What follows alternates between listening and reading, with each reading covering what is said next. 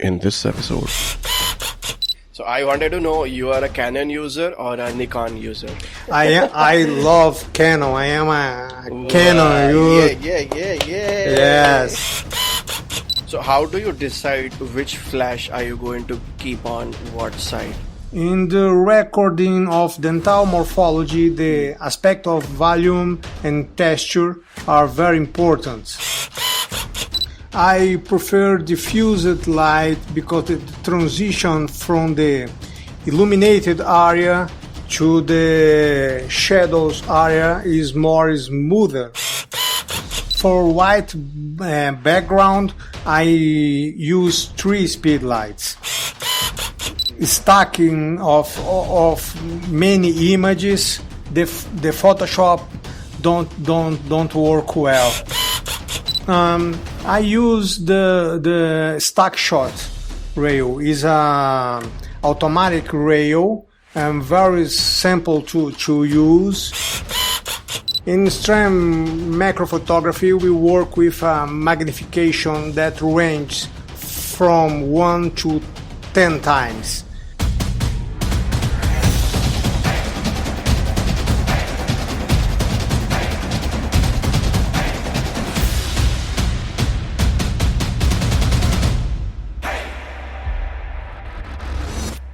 You're listening to the Dental Photography School podcast, where I'll be sharing practical tips on clinical and general photography. I'm Dr. Mayur Dauda, and I've been coaching dentists and dermatologists on clinical photography since 2013. If you don't want to miss out on any action, make sure to subscribe to my show because I release an episode every Saturday morning.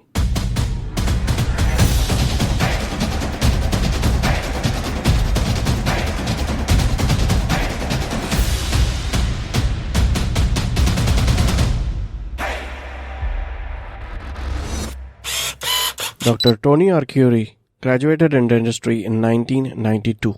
He is a specialist in oral rehabilitation and has a master's degree in restorative dentistry. He is a faculty for restorative dentistry and oral rehabilitation at Unicapelac School of Dentistry and Universidade Católica de Brasília School of Dentistry in Brazil. He has also authored the book called The Art and Technique in Contemporary Dental Photography in 2020, published by Santos Publication Company. Welcome to the show, Toni. It's such an honor to have you on the show. Okay, I would like to thank you for the invitation. It's an honor for me and a great opportunity to show a little bite for my work. Amazing. It's my honor to have you on the show, and also congratulations for your book, Arte y Tecnica, which is doing wonders in the field of dental photography. It looks like a beautiful book. So congratulations, a huge achievement. Oh, thank you, and greetings from Brazil.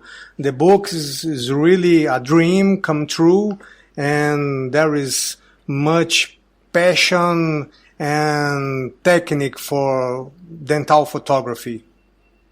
Absolutely. I can see all your hard work in the book. It looks wonderful. When I see it on Instagram, you've done a lot of hard work in it. So, bravo. Thank you so much. Right.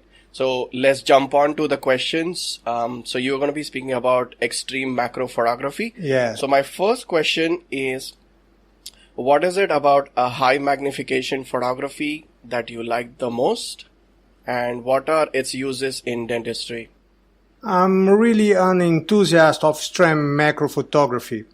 In dentistry, it's a powerful tool that allows the visualization of the details of the dental morphology, besides allowing a more precise operative technique and a better control of the obtained results. New universe is indeed revealed. That's amazing. So, what magnification do you usually work on? So, what is the lens or objectives that you use for high magnification photography?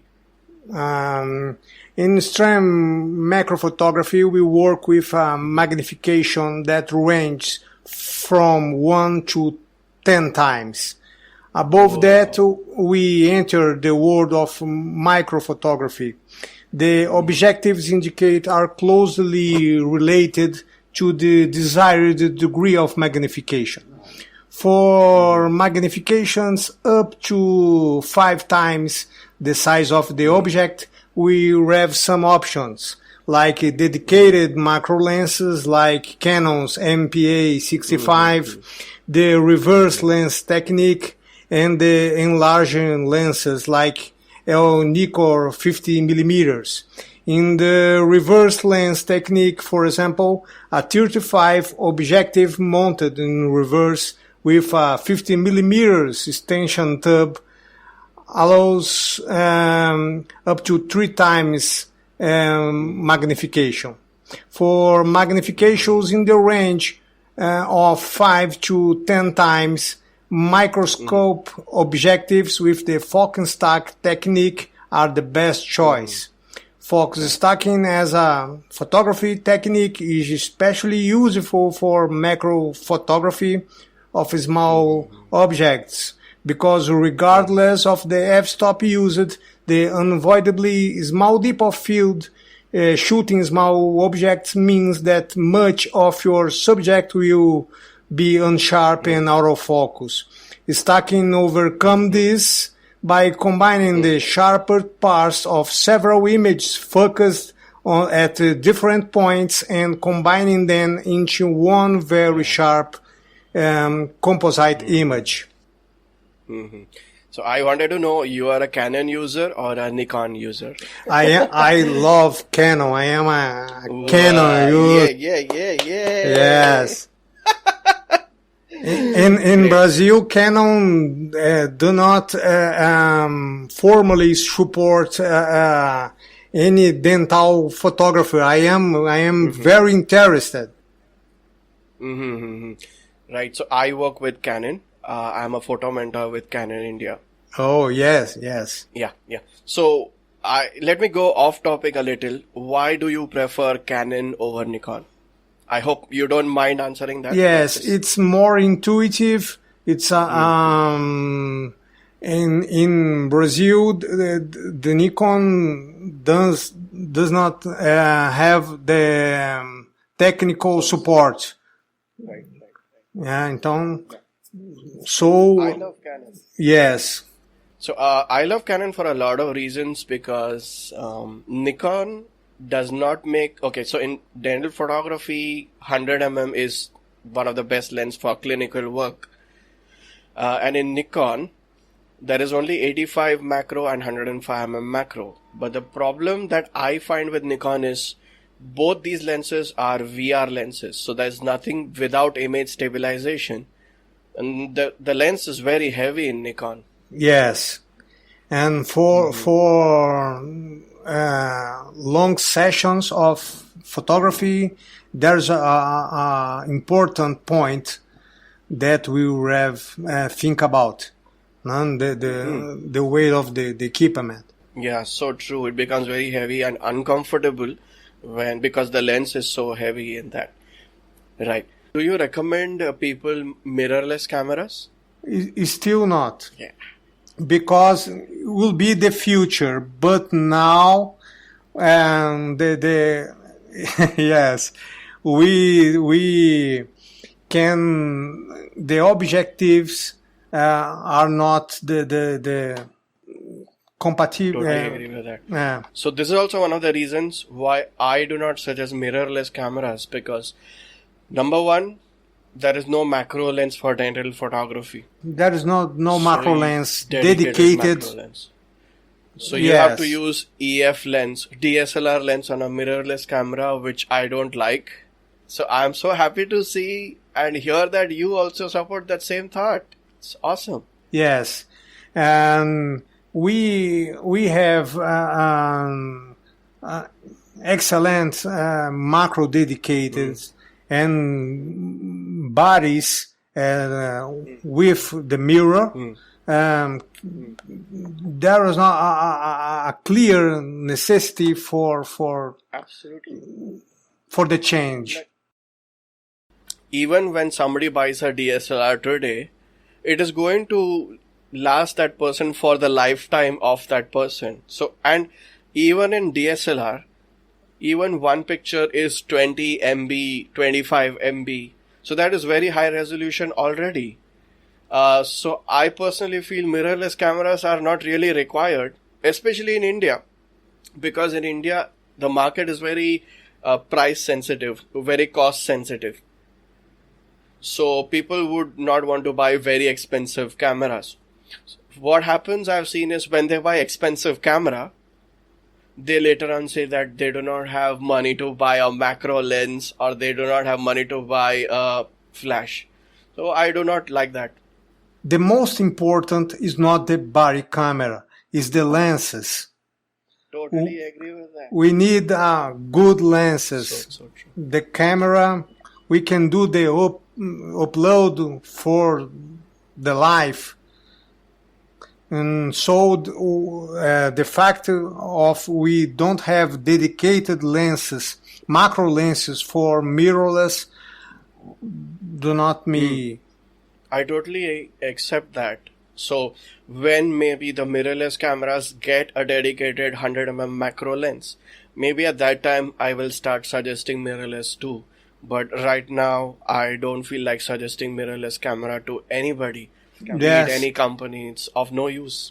Totally agree. And also I feel this Canon mirrorless M series, I don't think is going to last very long, because I feel now this R series is there, although it is full frame. Yes. But I think Canon will come up with a crop sensor in the R series with the RF lenses.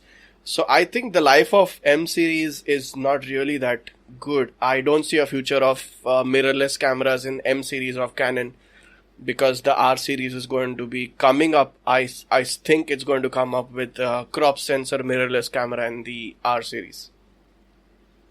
It will be the future, but now it's not the moment yet. Yeah.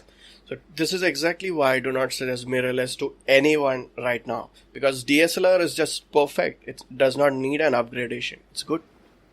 Agree. So I wanted to know, what objectives do you have for dental photography? 100 Canon without the image stabilization. Yes, stabilization. Right.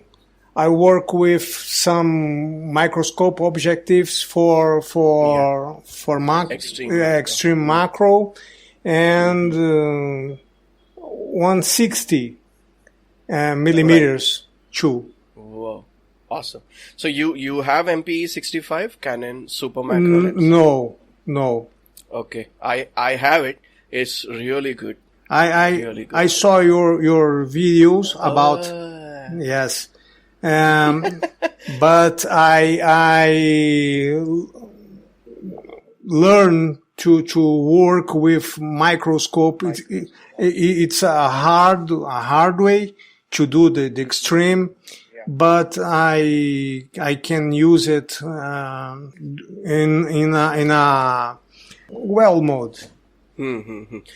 So what microscope objectives do you use? You have 10x, 25x or something? What company and what microscope objective? What magnification? Yes, I used the Nikon 10 time and unbrand and 5 time, right, and cost $17. For it gives me to 5x magnification. Wow.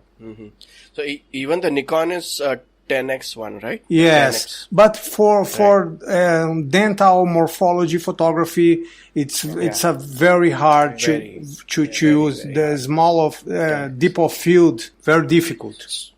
So you are saying you prefer to shoot on 5x more than 10x? Yes. So how do you connect it to your camera? You have an adapter for this? Yes. The part most difficult build the setup are the adapters.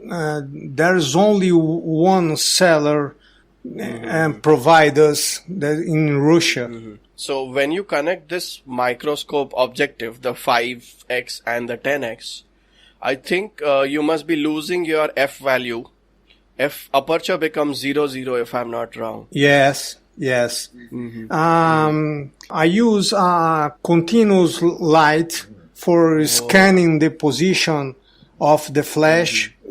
In some kinds of microscope objectives, we use double lenses on one objective between the body of the camera and the microscope objective. Okay. For obtain the images, but the light is the crucial point. No, we need. I totally. We need continuous light for the focus point and the better position of the flashes. Right. It's so important. So I totally understand that continuous lighting is so important for all of us, because it's important to visualize, because when you put 5x objective or 10x objective, it becomes so difficult to see. I agree with what Toni is saying. It's so important to have continuous light source. So in high magnification photography, what is your favorite subject? Teeth or products? Yes, without doubt, teeth. I love the complexity of natural dental morphology. Despite all technological developments, the advent of CAD/CAM and the magnificent work of dental technicians today, the beauty of dental morphology is unmatched, is unqualified. I so totally agree with that, because natural beauty is so detailed and so rhythmic, which we cannot see in CAD/CAM, because natural teeth is so rich in surface textures, translucency, even the morphology is so beautiful to shoot teeth. Yes. Right. So what lighting do you use? Like, you use only continuous light source, or you use flash after that? No, I often use the continuous light and use two speed lights. The freedom of positioning of the light duration and facilitates the process. I often associate modifiers to have a better light diffusion. Speed lights also allow good control of their duration and the shape of the light. That is basically this setup. Right. So continuous light source is just for seeing. It is not for shooting. Is that what you are saying? Yes, only for seeing, for adjust the speed light's position. So when you are shooting, it is actually with speed light. But when you are composing the pictures, you are using the continuous light source. Yes. It's like a scanning the position light. Right. So you prefer one flash or two flash or many flashes? I usually use two speed lights. One as the main source and the other as a fill light. The shadows generated when using one light source can hide some important details from the photography object. Yeah, I totally agree with that, because in photography, not only light is important, but it is equally important to get shadows to emphasize on the morphology of the teeth, which is so important. Some people feel that picture should be perfect without shadows, but that is not what real photography is. I totally agree with what Toni is saying, because shadows will emphasize on the tooth morphology, and we have to get shadows. It's so true. Yes. We have to equalize the two sources, the main and the fill light. Right. So how do you decide which flash are you going to keep on what side? In the recording of dental morphology, the aspect of volume and texture are very important. For that, it's essential that my main source of light is located laterally to the object in a position like the sun when is the settings late afternoon. After defining the main light, the fill light is defined. attenuating unwanted shadows. All right. So how do you like your pictures? You prefer low-key black background, or you like a high-key white background? What is your favorite? I think about the black background give me more contrast on the shape. Yeah, so true. And how do you achieve black background? By just keeping empty space in the background, or you use a black cloth or some black surface? I use a black background with I don't know, EVA. It's like a Cotton. Yes, like a cotton. Okay. It's a cloth with a Yes. background. Muslin cloth, right? Right. Yes, No muslin cotton. wrinkles. Okay, No yes, wrinkles, yeah. yes. Perfect. And since we are talking about flash, I wanted to ask, do you use soft lighting, or do you want hard lighting? You use softbox, or you use it without softbox on your speed light? I prefer diffused light because the transition from the illuminated area to the shadows area is more smoother. Visually attracts me more. For speed lights, we have many options, including room-made options such as plastic diffuser made with food packing, paper sheets. Experimentation is essential. Yeah. I agree that the big challenge in photography is general the domain of light. Yeah, that's so true. So I prefer to use a studio lights for tabletop photography. In India, there's a very good company called Chrome. So I like Chrome more than Godox. So I like to shoot Okay. Chrome. I'm not really sure what is available in Brazil, but what you said is so important. It is so important to try out different diffusers, because that transition from bright to dark areas is so much more smooth in the pictures. So you don't like using hard light at all, or you use it sometimes? Sometimes depends the what I can achieve in my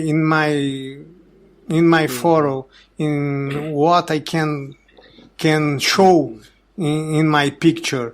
Generally, I try to show texture and volume and for the natural morphology, and I think the diffuser light is more attractive. That's so true. And how do you, like, since you are using two speed lights, you said you are using two speed lights. So how do you get a white background? Like, you keep one speed light in front of the objective and one speed light as the main source of light, or do you keep one more? You choose three speed lights or four lights or something like that? For white background, I use three speed lights. One in the background, in front of camera. There is more clean background. The white's more clean. Right. For example, a white background needs more post-processing. Yeah, I totally agree with that, because sometimes we cannot see that while shooting, but when we see on the laptop, it does require some post-processing. I totally agree with that. So you said that you do focus stacking very often. How many pictures do you take typically for 1 to 50, 100, 150 with a 5x objective? It depends of the what I can show in the picture. And for a very close and detail, the number of images is very high, like 200, 300 images. I will send you a video with 249 images for combined in one image. So it depends what we can show the objective of the take. I mean, 240, 250 images is mind-blowing. So what software are you using for image stacking? Helicon Focus and Zerine Stacker. Zerine is more indicate for when the number of images is very high, 100, 200. Helicon Focus is very fast and has one incredible tool that is the 3D model create. It's fantastic. I think I saw that in your Instagram. The tooth is moving while you, in like a video. Yes, it's beautiful. Yes, Helicon Focus. Right. So how many pictures you take in Helicon Focus? Like, is it 40, 50 or something like that? 100 photos. Above this, Zerine is better. Right. Nice to know that. I was not aware of that. Nice tip. So when you're taking from that video that is there in your Instagram, when the tooth is moving in the video, that means you are taking pictures at different angles, right? No, only one angle. Oh, seriously? One. Seriously? Yes. How do you do that? Only the stacking, the normal stacking focus, and the software creates the 3D model. Fantastic. Nice. I have one from the scissor surface, very close with the perikymata. Fantastic. One stacking for 200 images. The software create a 3D model very, very realistic. Yeah, I saw it on your Insta. White background, the high key image, right? That one? Or the black background one? The black background. The last video that I uploaded. I'll check it out for sure because I love these videos that you make using that 3D. It's amazing. And the white background was my first 3D video. Wow. How expensive? How much is the amount for that software Helicon Focus cost? Something like $70 per year. Not bad. It's a very good software. So you don't like using Photoshop for stacking? No, a dedicated software, we can obtain better results. Stacking of many images, the Photoshop don't work well. Yes, only for a few images. When we have many takes, we need a dedicated software. Right. So I'm moving on to my last question. Since you are talking about focus stacking, I'm sure you must be using a macro rail. So what rail do you prefer in your photography? I use the stack shot rail. Is a automatic rail and very simple to use. It facilitates the process. It's my favorite rail. There is the manual rail, but It moves a lot. I think manual rail is not so accurate. It's very difficult to use for better results. The manual rail is the automatic rail is the indicator. Yeah, and I think this is not so cheap. Also, it's a little expensive, right? How much is the cost? $700. And you connect it to your laptop. Yes, you can connect the laptop, and I use with the Canon EOS program to live view and adjust the initial position, the final position for the scanning, for the scanning for composition the That image. is so important to see everything on a big screen, because only on a big screen we'll realize if we are actually on target with the depth of field, with the composition. Because on a small screen everything looks correct, but on a big screen, when you see, maybe we can see mistakes which we could not see before. Yes. This technique needs training. Yeah. Training. We need training our eyes to find the initial position, the final position. We do it any times, but the final result is amazing, is fantastic. And I love this technique. Amazing. So that's all we had time for this interview. Toni, it is so nice to have you on the show, interviewing you and learning so much from you. Okay.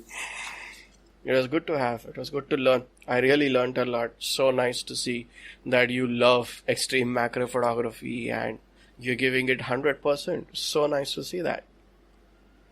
Yes, it's fantastic. I am an enthusiast of the technique, especially for dental morphology.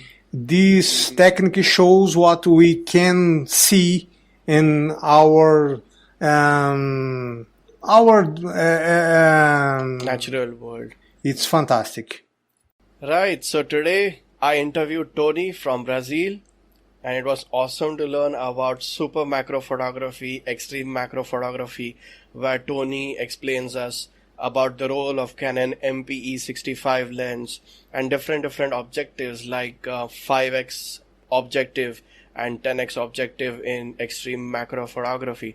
It was so good to learn from him, and he's teaching everything so nicely, step by step, as to what he's using as a continuous light source for composing the pictures and speed lights for actually taking the shots. And he actually takes around 250 pictures for one particular photo. Even the 3D technique is so awesome. So lots to learn from Toni, and it was really nice to have you on the show, Toni. Thank you so much for coming. Okay, I would like to thank you for the invitation and send the greetings for Brazil. Thank you very much. Thank you, Toni. It is a pleasure to have you on the show. See you. Bye-bye. See you. Bye-bye. That's all we have time for in this episode. If you are getting benefited from my tips, do show your love by leaving a rating and a review. For tutorials on photography, do check out my channel Dental Photography School on YouTube. To participate in contests and live events, join the Dental Photography School Facebook and Telegram group. You can follow me on Instagram as Mayur_EOS Maestro or Dental Photography School. I'll meet you next week. Till then, keep listening, keep sharing.